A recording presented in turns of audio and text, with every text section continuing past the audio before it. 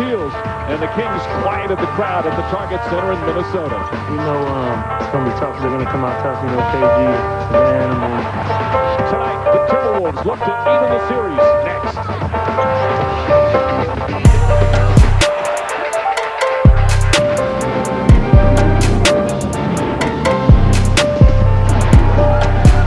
Kevin Garnett and the Timberwolves had several days to think about their disappointing loss in Game 1. Right now, it's time for Game 2 as the Sacramento Kings lead the best-of-7 series 1-0. Our McDonald's brackets so far in the conference semifinals, only one road victory. That was Game 1 of the series by the Kings. Good evening, everyone. Along with Bill Walton, Mike Green on hand. Jim Gray will join us shortly. Playoff basketball is all about adjustments in series. All right, Game 1 is over with. Bill, what are the key adjustments for Game 2? Mike, Sacramento played great, but they can't be satisfied with this split. The team that wins the previous game is in complete control. Minnesota, on the other hand, they have got to get to the hoop and the free throw line. They cannot settle for the three-point shot. They took twice as many threes as they did free throw attempts. That will not get it done.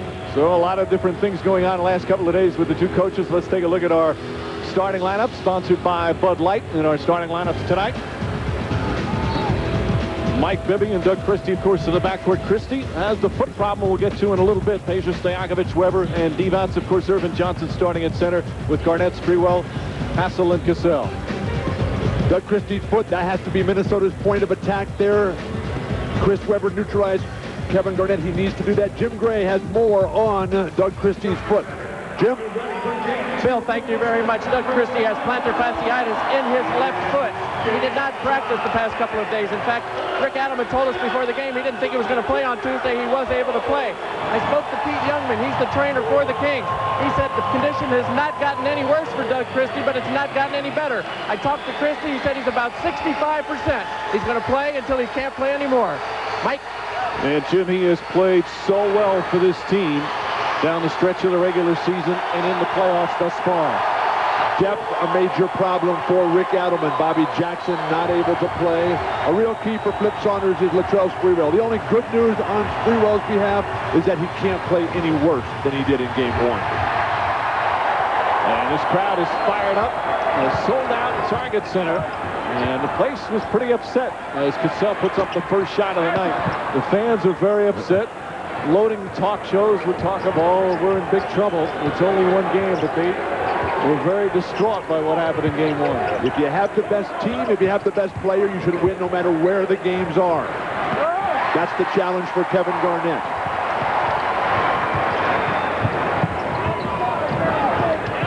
They go to Garnett, again 6 of 21 in Game 1, and he hits his first shot tonight.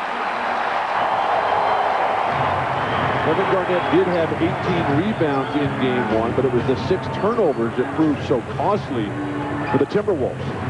Garnett himself was very upset, said a lot of the shots wasn't what the defense did, rather he just missed them. Nice feed from Christie. Divac couldn't find the angle. And Irvin Johnson aboard. Flip Saunders says we cannot give up layups defensively. We have to deny the penetration and then rotate defensively when the plays break down. Garnett with Stojakovic on him. He needs to torch Peja here. And Divac the rebound. Talk about positives for Sacramento. Mike Bibby's performance in Game 1, coming off what he did Game 5 against Dallas. He has been brilliant. And here's one of the first adjustments, Mike. You have Latrell Sprewell guarding Bibby, putting more size. Stojakovic misfires. Garnett with the block.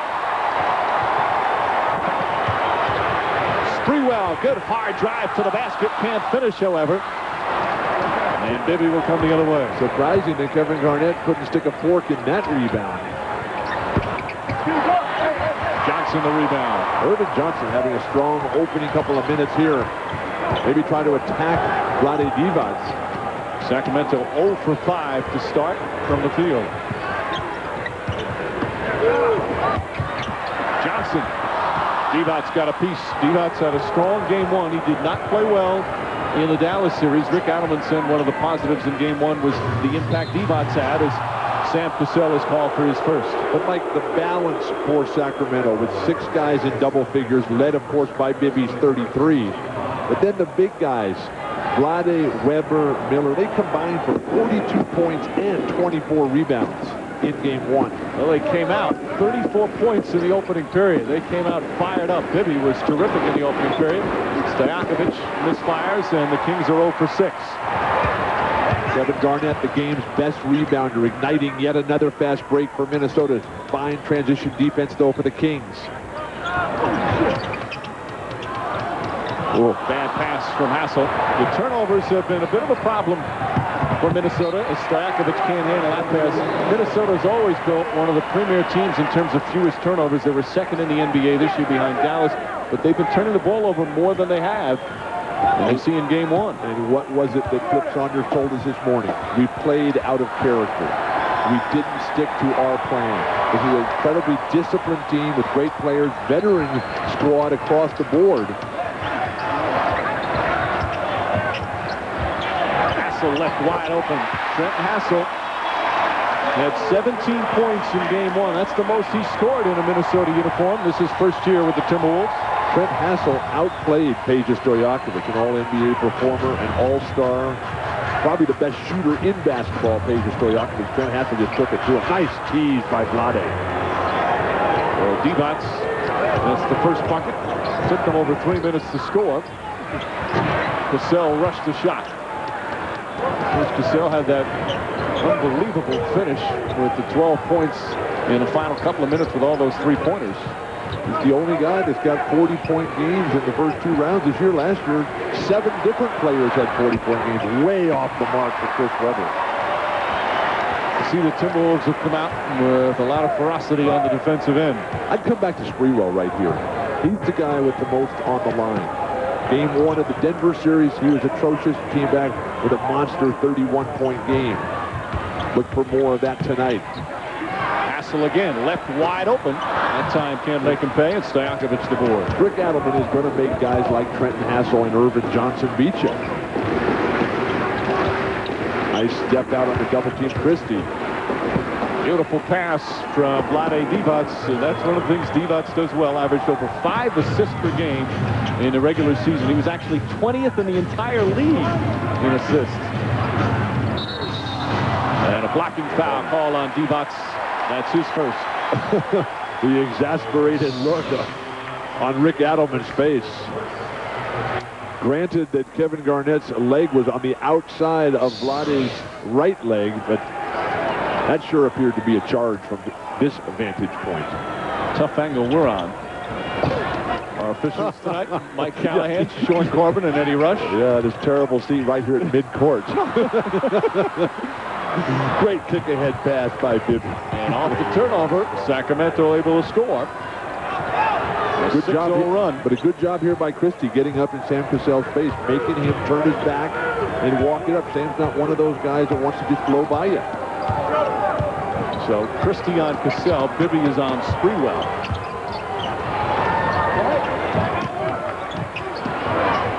Garnett, high release. Divac does a good job keeping his hands up. Garnett thought he was fouled.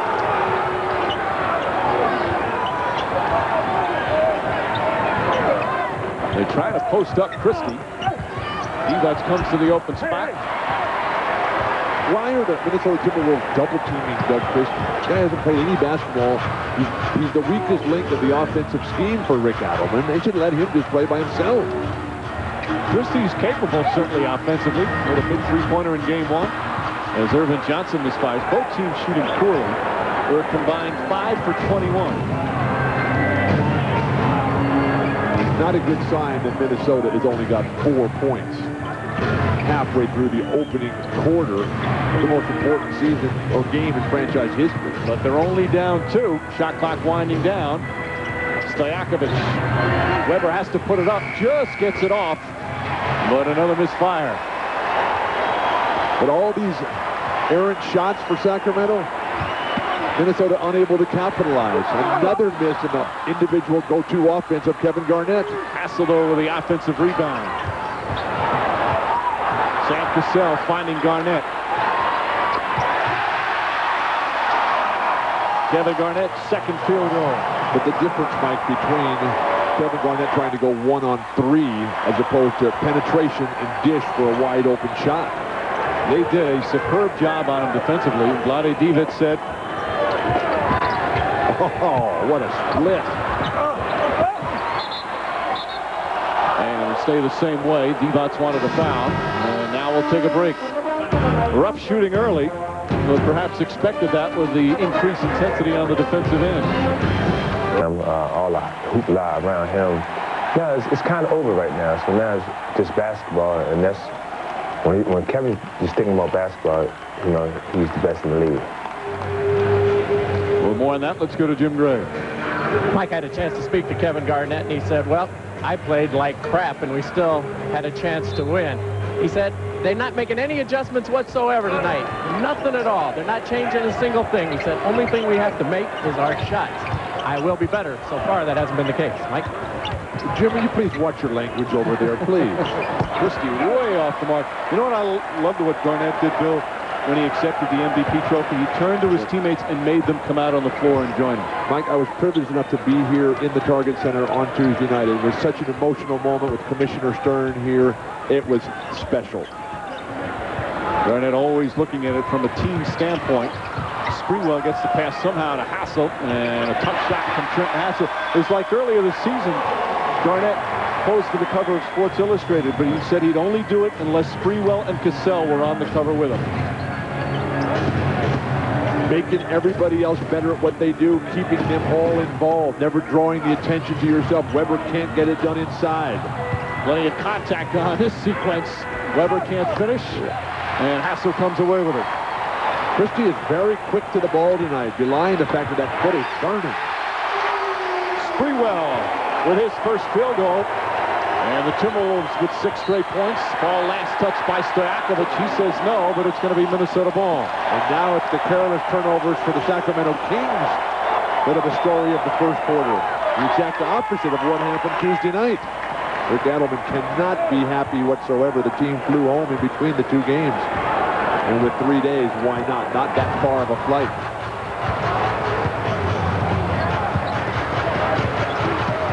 Now Bibby back on Cassell. Bibby with the steal, and then Cassell with the foul. Mike Bibby, terrific steal. He had 4 in game 1.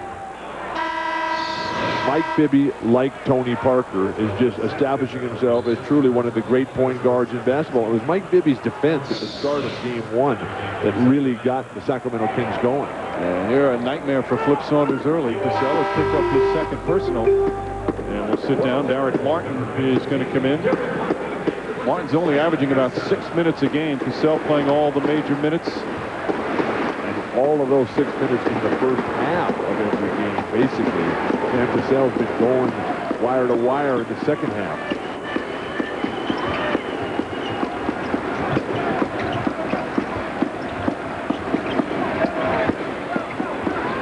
Bibby, tough shot. Very well contested by Sprewell. Well, Sprewell is a good defender when he wants to be. The realization that Bibby is such a force, the leading scorer in the NBA playoffs, tied with Tim Duncan at over 25 points per game, like Bibby. So here's Martin going to get some big minutes. Martin, a veteran in his 9th year. Signed from the CBA earlier. And a whistle. Zone defense here. Defense at 3 seconds. So a technical foul. Problem is it took away a basket opportunity for the Timberwolves. Trenton Hassel was going in for a wide open layup. So Garnett will go there. MVP award ceremonies often turn out to be nightmares. I can remember in '95 when David Robinson was presented his at the Alamo Dome. Hakeem Olajuwon came in and just torched him that night. And in 2002, when Tim Duncan received his award, the Lakers came in to the Alamo Dome as well and just took it right to the Spurs that night. Same way Sacramento did to Minnesota on game 1. Well, the effect on Garnett is such a creature of habit. He has such a routine, and it changed his normal pregame routine. Everybody's superstitious as Hassel can't get it to go. Urban Johnson blocked by Miller. Brad Miller, who led the team in blocks this year, threw that one back. Nice pass, Bibby. Stojakovic. He is not going to miss that shot. I wonder what kind of thought process would make you make the decision to run by by Peja Stojakovic. Poked away, Miller with the deflection. So 2 good defensive plays from Brad Miller, and Bibby finishes down the other end. And the crowd a little restless already. Turnovers once again plaguing the Timberwolves. Sprewell. Irvin Johnson with the rebound. That's his 8th rebound here in the first quarter. Now, he's had a lot of opportunities with all the missed shots, but still an impressive number. He and Sprewell have been the most dynamic performers in the early going. Hassel. Nice move from Trenton Hassel. He is more than just a defensive stopper. He's got the ability to score. It's just not a role he has on this team. 17 points, a season high in game 1. Miller comes back. Minnesota won the season series 3 games to 1 this year. They won both games at Arco. Sacramento won the first game, an overtime thriller here where Peja Stojakovic just went absolutely nuts. But that leads Minnesota to believe that they can get the job done in Sacramento. Both were good road teams during the regular season. Sprewell for 3. And Latrell Sprewell already with as many field goals in the first quarter as he had the entire game 1. This is such a game of emotion, and Sprewell, the fierce competitor that he is, you have to anticipate that he's going to come out strong and go to him. Stojakovic misfires. Hassel's defense must be given great credit for the declining productivity of Peja Stojakovic. Well, he's slowly gaining the reputation as a premier perimeter defender. And Garnett is fouled. And this is a great sign here because Garnett didn't take his first free throw until 8 minutes left in the game of game 1. It's been a physical start. Timberwolves by 3. And it's finally back home. We'll try and get a win against the Pistons. 8 p.m. Eastern. Then Monday on TNT. Indiana will travel to Miami. Heat will try and get a road win, 8 Eastern. And then game 2 will be at Arco Arena in Sacramento. Minnesota and Sacramento game 3 of this series. Mark this date down in NBA history. A promo that did not include the Los Angeles Lakers tomorrow at 3:30 Eastern. That came, of course, on ABC.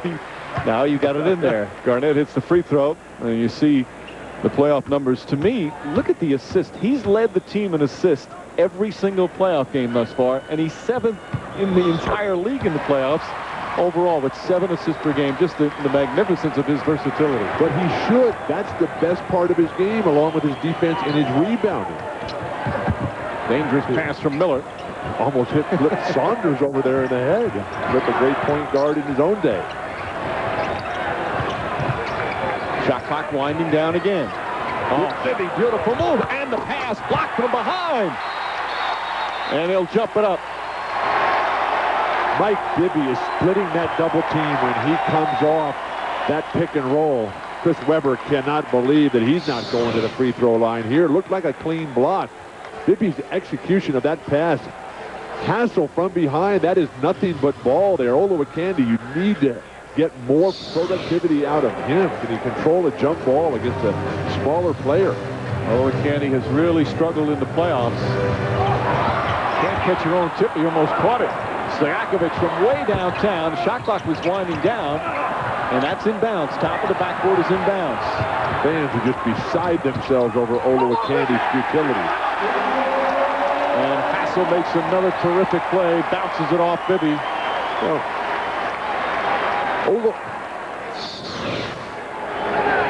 with penetration, the ball popped away, and Hassel able to just tap it right off the already standing out of bounds player, Mike Bibby. Olowokandi was the #1 draft choice in the same draft that Brad Miller went undrafted. Martin playing the big minutes here in the first quarter because and that will end the first. Had to throw it up. Time winding down, and the opening period is over. In game 1, Sacramento scored 34 points in the Corner world, the T-Wolves lead 17-12. I'm Jim Graham, now joined by Bobby Jackson. Bobby is missing his 39th game of the season tonight due to an abdominal strain, but there's good news for Kings fans and for Bobby Jackson. Next Friday night, 6 days from now, Bobby, you will return after seeing a specialist in Vancouver. What is the new prognosis, and why, after declaring yourself out for the season, will you be able to play? Oh, the guys up in Vancouver work wonders, and just going up there a week, they really, made my body feel a lot better. And, I just got to continue to do the therapy that they put me on, and hopefully I can be back within a week and a half. Do you feel as though you'll be able to fit in? Talking to me before the game, you said you didn't want to disrupt things.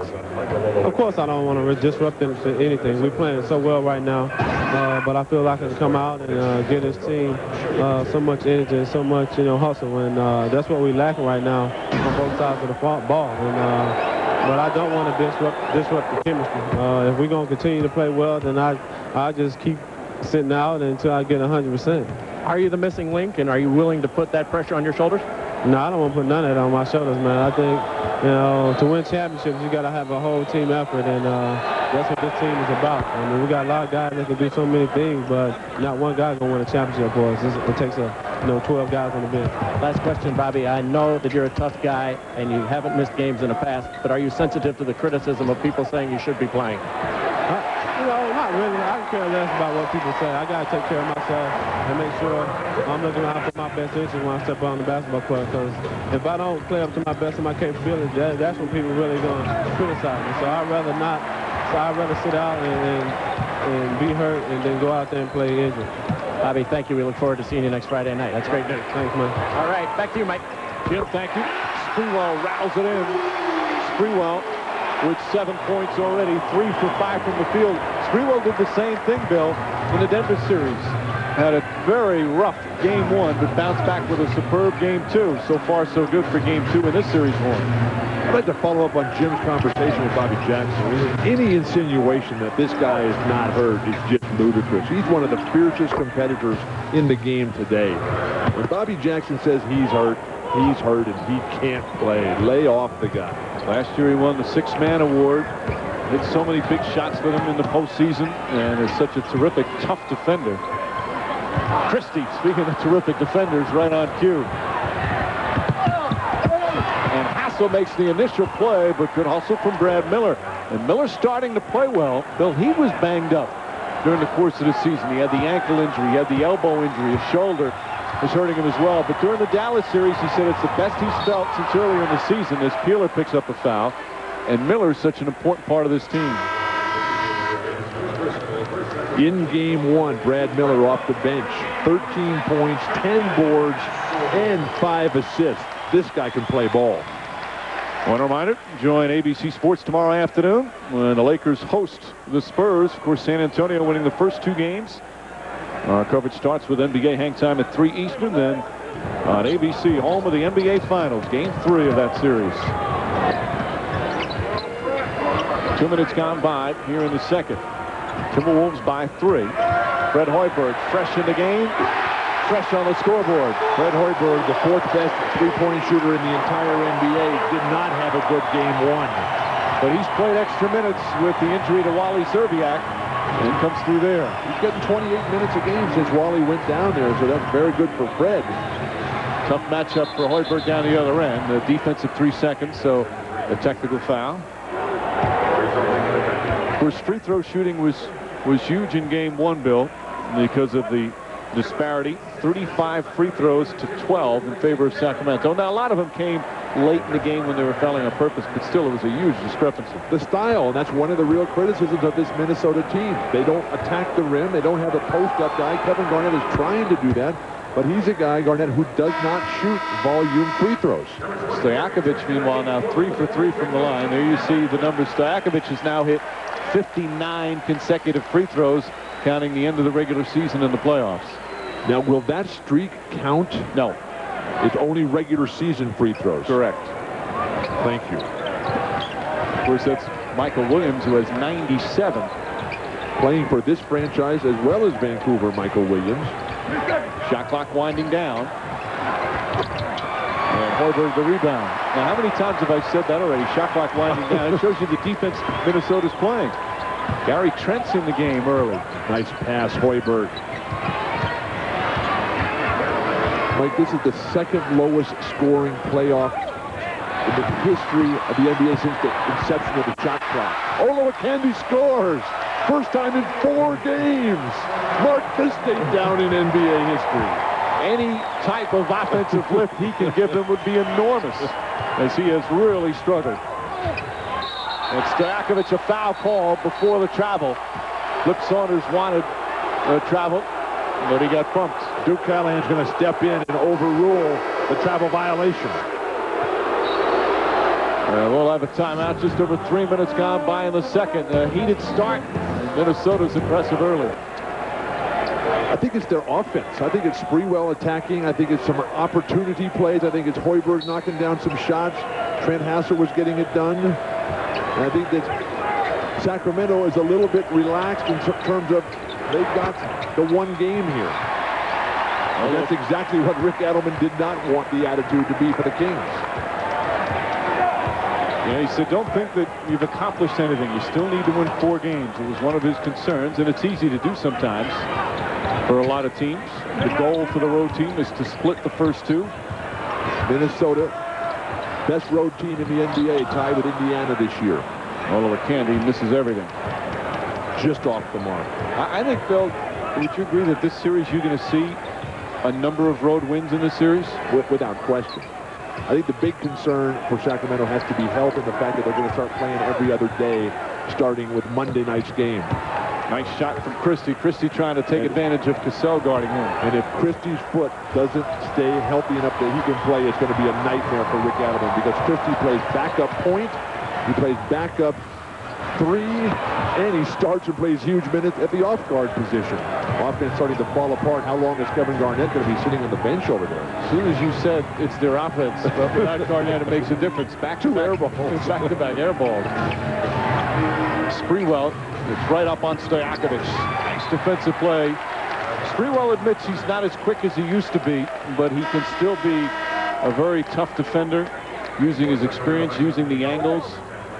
He's always been a good defensive player. Paisley goes to the bench, but that play where he tried to make that drive there and create his own shot, that's not really Paisley's game. He can do it to some extent, but he is so much better. And with the passing and screening big men that they have, he should never have to take a shot like that. Coming off screens in transition, those spot-up threes, he's only 2 for 8. Not shooting with confidence. Peeler misses. Trent tries to save it. Whoa. Was flying into the crowd. And we just hope that some of the people at courtside are okay. He went in very hard. But there's a lot of people down over there. Gary Trent has not been playing much. He's obviously trying to get the attention of Flip Saunders. There's a couple of women who he went flying into. Whoa. And the one... That's dangerous as can be. Yep. Good catch from the man right behind to help that woman who fell down. She turned and said, I'm okay. I was taught to never dive for the ball. That if you were so far out of the play that you had to dive for it, just let it go and get it back the next time. Who taught you that? The guy by the name of John Wooden, who was the coach at UCLA. No argument here. We're still trying to fix up some of the wet areas, some of the beverages. Speaking of Coach Wooden was almost going to be the coach here at University of Minnesota. It was a snowstorm that kept the communication lines from being open, and Coach Wooden then took the job at UCLA when Minnesota was his first choice. There are a lot of happy people for that snowstorm. Peeler spotting up. Anthony Peeler, who could become very big for this team again without Bobby Jackson. And you heard from Jim Gray that Jackson hopes to play next Friday. And with Christie, Peeler's going to have to play some important minutes. Peeler played 5.5 years here. He's the all-time leading three-point shooter in this Minnesota Timberwolves franchise history. A good experienced player who can certainly help. Trent, nice move from Trent. Blocked. D-Bots with the rejection. Christie wide open in this wing over here. They don't see him. Bibby's rushed his shots a little bit here in the first half. And he's a scorer. He's not really a setup guy. Trent wanted to look for his shot, that time finding Hoiberg. The collapsing defense for the Kings is tremendous. How about Trenton Hassel? 8 points on 4 of 6 from the field. Trenton Hassel is a solid basketball player in every outfit. They think of him just as a defender here. Christie again strong and attacking. See, that's the thing about Christie and Hassel. Again, they're both known for their defense. Christie, 4 years in a row, has been all-NBA defense, but they both have the ability to score in a couple of different ways. Trenton Hassel is shooting 58% from the floor, 4th in the NBA in playoffs. And here's a guy who never turns the ball over. In the entire regular season this year, Trent Hassel out of Clarksdale, Tennessee, just 46 turnovers all season long. He was a big scorer in college. Went to school at Austin Peay. His hometown. The same town, Clarksdale, Illinois. Tennessee, excuse me, that gave us Wilma Rudolph, the legendary track athlete and wonderful American. He was a potpourri of information, historical information today. 3 games off between days. Cassell foul. Whoever hit him. Just past the midway point of the second. Kevin Garnett, of course, in game 1, shot poorly 6 of 21, and despite the efforts of the Sacramento defense, off to a good start in game 2. And he is the subject of our Sprite Mad skills. Sacramento Kings often get criticized for not playing any defense, but they have the ability to lock it down. Rick Adelman very proud of the fact that the Kings are 5-1 in this year's playoff, and the way they collapse on Kevin Garnett, everybody coming. Kevin, a noted passer, not giving it up much tonight in the deep box, setting the screen, but they just keep rotating guys, running them at him, underneath him. Yes, he gets to the free throw line, and those are our Sprite Mad skills, the defensive capabilities of the Sacramento Kings. So Garnett also with 4 rebounds in the early going as Cassell misses the first free throw. We spoke with Cassell this morning, and he's very proud of finally making an all-star team, all-NBA second team this year. But he said that if it was the players who were voting for the all-star game, he would have made 3 of 4. He's always heard good compliments from his peers. He said his favorite was years ago Charles Oakley. After a game, took him to the side and said, "You're just such a clever player." He had never heard that word used to describe him, and said that you're the guy that makes others better, and I like the way you play, and that meant a lot to Sam Cassell. Well, Mike, unlike you, Sam Cassell did not grow up with the silver spoon in his mouth. From Baltimore, Sam Cassell, Dunbar High School, took the B train and the 13 bus every day to school. He also says someday he will be a head coach in the NBA. It's something he aspires to be. He says, I'll pay my dues as an assistant for a few years, but I'll be a head coach because I can relate to young players. Nice move from Brad Miller. I'm going to go out on a limb and say that Sam will not hire George Karl as his assistant coach. Now, why would you start that? Starting trouble. Although Cassell did learn a lot, and he credits George Karl for really teaching him. He really blossomed in Milwaukee. Nice zone defense, though. The attack by Minnesota. I like Sacramento playing some zone. Make these guys think. Gary Trent, by the way, only played limited minutes in the playoffs thus far. He's getting some action in the first half. Weber trying to find some room.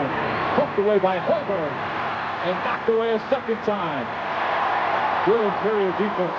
Trent has done a fine job here for Flip Saunders. Seldom used these days. Holberg for 3.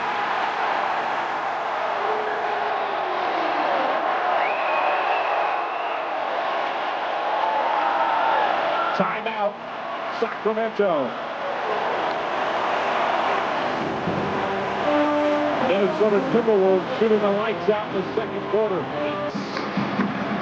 Former Pacer star in the house. Here at Conseco. Look up. Keep it out of Sam Cassell's hands. But Cassell able to get it, and Cassell will go to line to shoot 2 with 15.8 remaining. And Minnesota leading by 2. Cassell has missed free throws tonight. He's 1 of 4, but he is normally clutch at crunch time. They've got to get Irvin Johnson out of the game. They bring in Trenton Hassel to defend the three-point shot. Now Cassell, as they're fixing the clock, reads 15.8 right now. Cassell is 86% from the line for his career. This season, he hit 71 consecutive free throws. You see the terrific playoff number, but that's before he shot 1 of 4 tonight.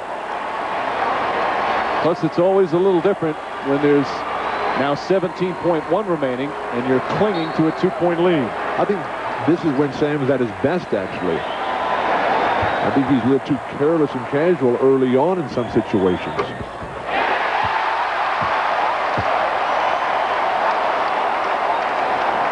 Ten points in the period for Cassell. And again, sometimes it comes down to who hits their free throws. And that's a huge one because it keeps it a 3-point game with 16.5 remaining. And now, Bill, it comes into question if Sacramento looks to shoot a 3-pointer and goes for the tie now. Do you try and foul them and prevent them from tying the game and just give them the 2 shots? A lot of coaches like that, and it's worked. How many times have you seen a team up by 3 and allow a team to take a 3-pointer in the final seconds and it winds up being tied? We've seen it a lot this year. Mike, I think it's way too early to even try a 3. I think the way that Minnesota's shooting free throws, just keep attacking the basket. Wait till you get under 10 seconds. You can get to the hoop in 2 or 3 seconds in this situation. But I'd rather have a Peja Stojakovic or a Mike Bibby try to do that, because those are the guys who are going to, if they get fouled, they're going to be able to knock down those free throws. If you don't get the initial drive and you start finding yourself under 10 seconds, that's when you have to go for the 3-point shot, a dribble handoff, a drive and penetration, and that's when Minnesota has to think about, okay, we'll take that foul and not let them get that 3-point shot. Again, a key is Sacramento still has a 20-second timeout, so they can still advance the ball on a timeout. But with 16.8 remaining, interesting to see if they try and go quickly for the 2. There's certainly enough time to go for a quick 2. Sacramento Kings, a terrific 3-point shooting team. You saw the numbers tonight. Stojakovic, meanwhile. Doug Christie comes out with Miller, Bibby, and Weber. Again, SportsCenter's coming up next. Shot clock is turned off. Sacramento stole game 1 on Tuesday night. Can they go up 2-0 on the road? Christie, Bibby, and Stojakovic are your 3-point shooters here. Your feeders are Weber and Miller. They're also your screeners and creators. Bibby. They put up the 3. Won't go. Sprewell the rebound, and he's immediately fouled with 9.1 remaining. It's not over yet. Sprewell still has to hit some free throws. But it was obvious that they were looking to take that 3. Minnesota did a very good job defensively of forcing Bibby, Christie to come away from the basket to receive. There was no quick hitting opportunity there. The fans ecstatic, thinking they're back in control. Sprewell, you see tonight, he's also been a very big clutch free throw shooter throughout most of his career, but he misses one. And the door is still slightly ajar for Sacramento. Now the Kings still have a 20-second timeout.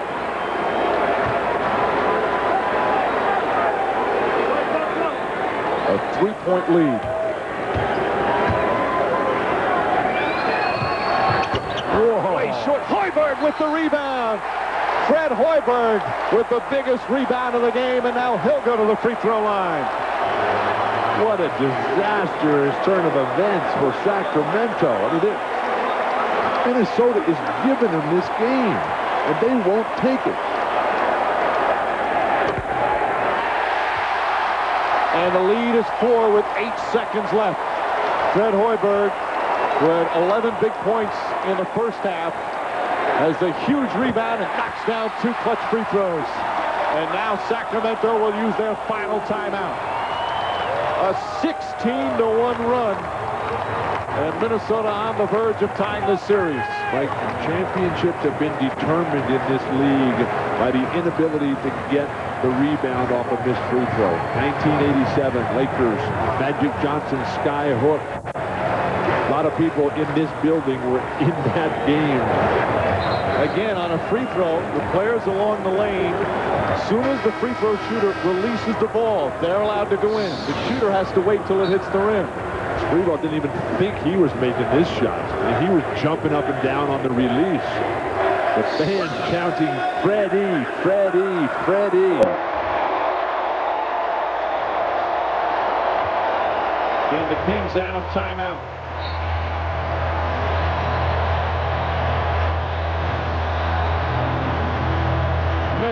trying to draw a foul. Stringer on a rebound. And that'll do it. Minnesota Timberwolves with an incredible fourth quarter comeback and tied the series at 1 apiece.